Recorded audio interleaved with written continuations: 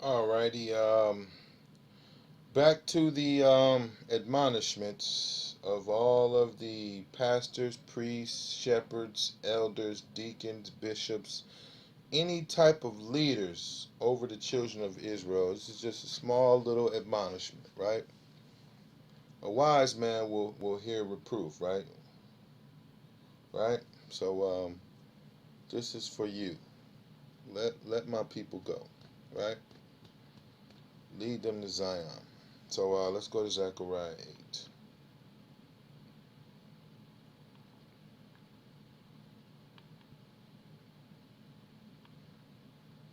And this one is about seeking the Lord again, right? All the scriptures tell us to seek the Lord, right?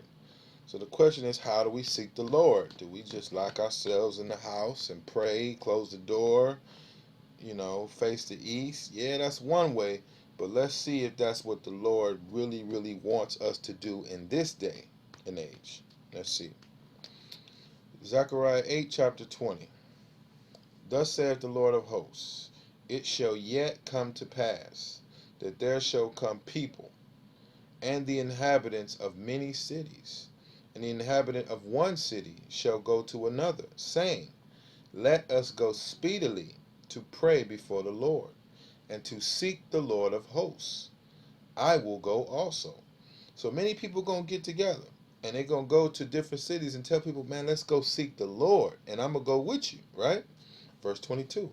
Yeah, many people and strong nations shall come to seek the Lord of hosts in Jerusalem to pray before the Lord. So this is how you seek the Lord. You got to go to his face to pray before him, right? Verse 23. Thus saith the Lord of hosts, in those days it shall come to pass that 10 men shall take hold out of all languages of the nations, even shall take hold of the skirt of him that is a Jew, meaning from the tribe of Judah, saying, we will go with you, for we heard that God is with you. So this definitely goes for you, southern kingdom, because you are the Jews, right? This is talking about you. Everybody is waiting for the nations to join themselves unto the house of Israel. But that ain't going to happen as long as you're not going to seek the Lord of hosts at Jerusalem. You're not going to seek his face, right? This is important, man. So just be admonished. You know what I mean. We ain't gotta draw it all out. But I don't know if I finished Ezekiel 20. Let me go back to Ezekiel 20 and make sure I finished that, because that was a very serious and simple breakdown. Okay, we go under the bond of the covenant. He's going to purge out from us the rebels. Okay, that was it. So let's go to Revelations 12. And I know the Hebrews, they're going to be mad at me for this one too. But this is important, man. I got a small admonishment, right? I'm going to start at verse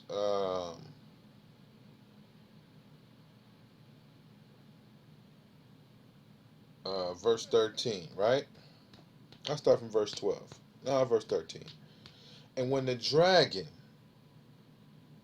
saw that he was cast unto the earth, he persecuted the woman which brought forth the man child.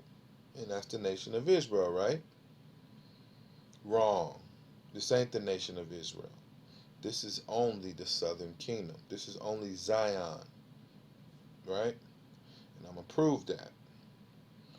And to the woman were given 2 wings of a great eagle, that she might fly into the wilderness. Where is this wilderness? Into her place. That's one big clue that you got. If you're not paying attention, you're gonna miss it. Fly into the wilderness, into her place. Key clue. Where she is nourished. Wow, how's she gonna be nourished if it's not her place? For a time and a times and a half a time from the face of the serpent. So this is the 3.5 years this woman's going to be in the wilderness. And while she's there, she's going to be nourished. And this wilderness is considered her place, right? From the face of the serpent, right? Let's read on. Um,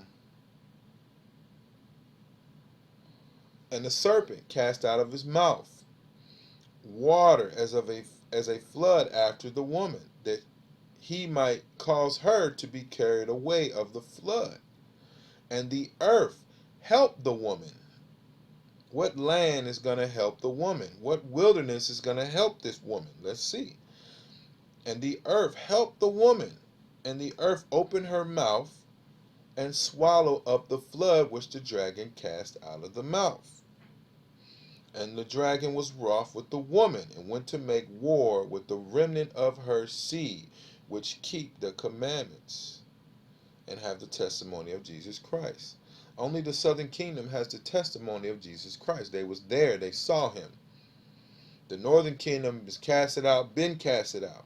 But I'm going to prove where this wilderness is, which is her place, which is where she will be nourished. Let's prove for 3.5 years. Let's prove where this place is. Let's go to Hebrews 11. Right? Let's go to Hebrews 11.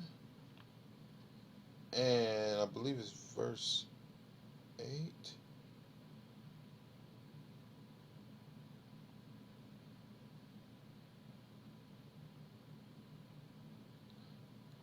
Let's go to verse 11. Hebrews 11:11, right? Through faith, also Sarah herself received strength to conceive seed, and was delivered of a child when she was past age, because she judged him faithful who had promised. Therefore sprang there even of one, and him as good as dead, so many as the stars of the sky in multitude, and as the sand which is by the seashore innumerable.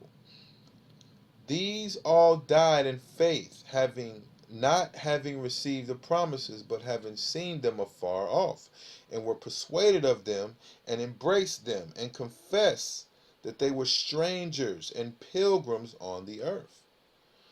For they that say such things declare plainly that they seek a country. And truly, if they had been mindful of that country from whence they came out, they might have had opportunity to have returned. But now they desire a better country, that is, an heavenly, where God is not ashamed to be called their God, for he hath prepared for them a city. You see that? He prepared them a city. Why does he say prepared them a city? Because she had already had a place in Revelations 12 prepared for her to nourish her for 3.5 years. And we're going to get that, and we'll go back to that and read that again. Right? And the woman was given 2 great wings of an eagle, that she might fly into the wilderness, into her place. It's key. This is already her place, where she is nourished for a times and a half a time from the face of the serpent. So this is 3.5 years she's going to be in this wilderness being nourished. And I'm going to go. All of this is before the day of the Lord. The day of the Lord still hasn't come yet. This is when she has to be there, before the day of the Lord. And I'm going to prove that by going to Joel chapter 2. We're going to go deep with this. There's the wilderness. You see it? Ain't that a wilderness? This is the city of David. See that? Here's the lower city. Here's the upper city. Here's the gates of Judah. Here's the gates of Benjamin. Here's the gates of Ephraim up in this way, and they're destroyed. Bethlehem is this way. The Mount of Olives is this way. The land of Judah is this way, because Jerusalem is in the land of Benjamin, not Judah. Right? So let's go and break this down and see where this wilderness is, and how is she going to be nourished for 3.5 years. We got to figure this out, because this is important, right? So let's start out at Joel 1, and we'll read the first 3 verses. Let me get my Bible and do it here, so there won't be any confusion. Joel 2 and 1. All of this is before the day of the Lord, and you're going to know it, right? Blow ye the trumpet in Zion. This is a place. This is the city of David. We're supposed to blow the trumpet there. Sound the alarm in my holy mountain. What's the holy mountain? Mount Zion, which is located in the city of David. Let all the inhabitants of the land tremble, for the day of the Lord cometh, for it is nigh at hand. So this is supposed to be done before the day of the Lord, if you can receive it. The Bible's simple, but we're just going precept upon precept. Anyway, a day of darkness. Now he's going to describe the day of the Lord. A day of darkness and of gloominess, of clouds, thick darkness as the morning spread upon the mountains. A great people and a strong. There have not been ever the like, neither shall be any more after it, even to the years of many generations. A fire devoureth before them. So this is the wall of fire. It's going to be at Zion, right? This is where the 2/3 is going to be purged. And behind them a flame burneth. See, this is the wall of fire round about. The land is as the garden of Eden before them, and behind them a desolate wilderness. So this is proof that this place is the Garden of Eden where Adam and Eve were kicked out. And nothing shall escape them. Right? So now let's go to my document. Let's start from verse 15. Right here. Right?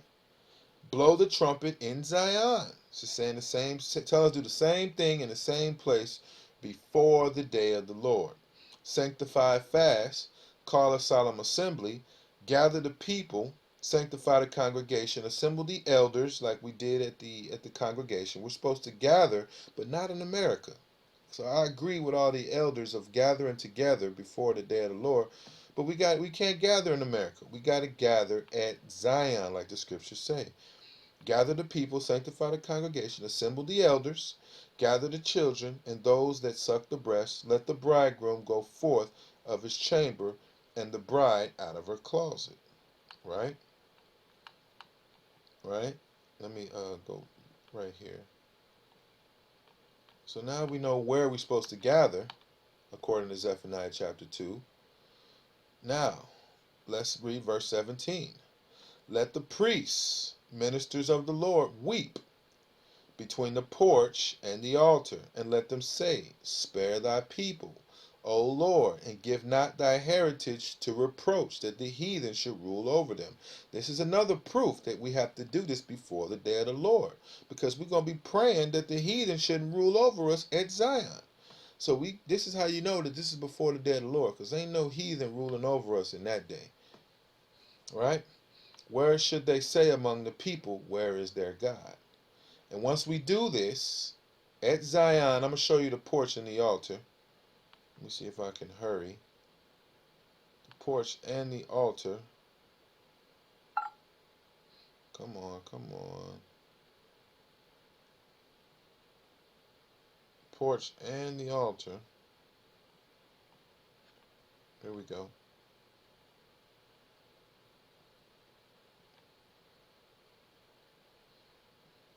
And here's the tabernacle of David, also known as Zion.